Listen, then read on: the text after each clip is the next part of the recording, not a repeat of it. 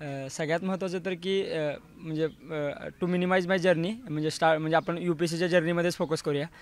Actually 2021मध्ये U P S सीचा class लावण्यासाठी दिल्लीला जायचा हा निर्णय माझा घेतला होता, पण फायनान्शियल कन्स्ट्रेंट होते. सो माझा एक मित्र आहे जय पाटील म्हणून, मंगळवेढ्याचा आहे. त्यांचे आजोबा बीटी पाटील सर म्हणून होते, ते एका मंगळवेढ्याच्या शिक्षण संस्थेचे प्राचार्य आहेत. सो त्यांचा एक विद्यार्थी आहेत अजित शहा म्हणून, पुण्याचे. सो त्यांनी मला यू पी एस सीचा क्लास जॉईन करायसाठी मदत केली आर्थिक. म्हणजे त्यांनी मला एकाच फोनवर 2,35,000 रुपये अमाऊंट माझ्या अकाउंटवर जमा केली. सो मी 2021मध्ये नेक्स्ट आय एस दिल्लीला क्लास जॉईन केला. त्यानंतर 2022पर्यंत मी पहिला अटेम्प्ट तिथेच दिला, पण माझी काय पहिली अटेम्प्टमध्ये प्री क्लिअर नाही झाली. सो मग परत थोडे दिवस दिल्लीमध्येच राहिलो, थोडं मेन्सची इम्प्रूव्हमेंटसाठी काम केलं. आणि मग 2023मध्ये मी पुण्याच्या ज्ञानप्रबोधिनी कॉम्प्युटर एक्झामिनेशन सेंटरमध्ये अभ्यासिकेला आलो. ॲक्च्युली तर जे पीमध्ये थोडं आम्ही जे पी म्हणतो ज्ञानप्रबोधिनीला. सो जे पीमध्ये थोडंसं ॲडमिशन मिळवणं जरा लय कठीण आहे, कारण सोडली डिसिजन विवेक कुलकर्णी सरांचा आहे तो, की ॲडमिशन द्यायचं नाही द्यायचं.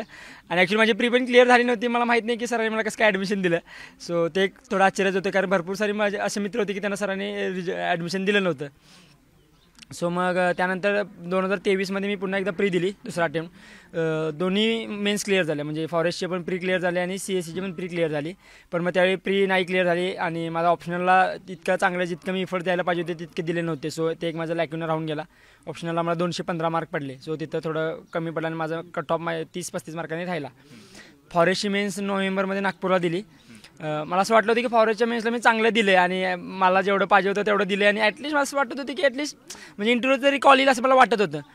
पण मग जानेवारीमध्ये रिझल्ट लागला आणि माझ्या 2 मित्रांचं मेन्स क्लिअर झाली होती, म्हणजे निशांत देशमुख जो आता आहे आणि अक्षय वडे जो आता आय जी एन ए पीला ट्रेनिंग घेतो आहे. दोघांचं सिलेक्शन झालं. आम्ही 4 जणांनी एकत्रच अभ्यास केला होता, पण माझं झालं नाही. मग ते थोडं 15 दिवस खूप डिफिकल्ट सिच्युएशनमध्ये होते ॲक्च्युली. म्हणजे डिमोटिवेटेड होते माणूस, डिसअपॉइंटेड होते आणि सेल्फ डाऊट करायला चालू करते, यार करतोय ते बरोबर करतोय की नाही करतोय.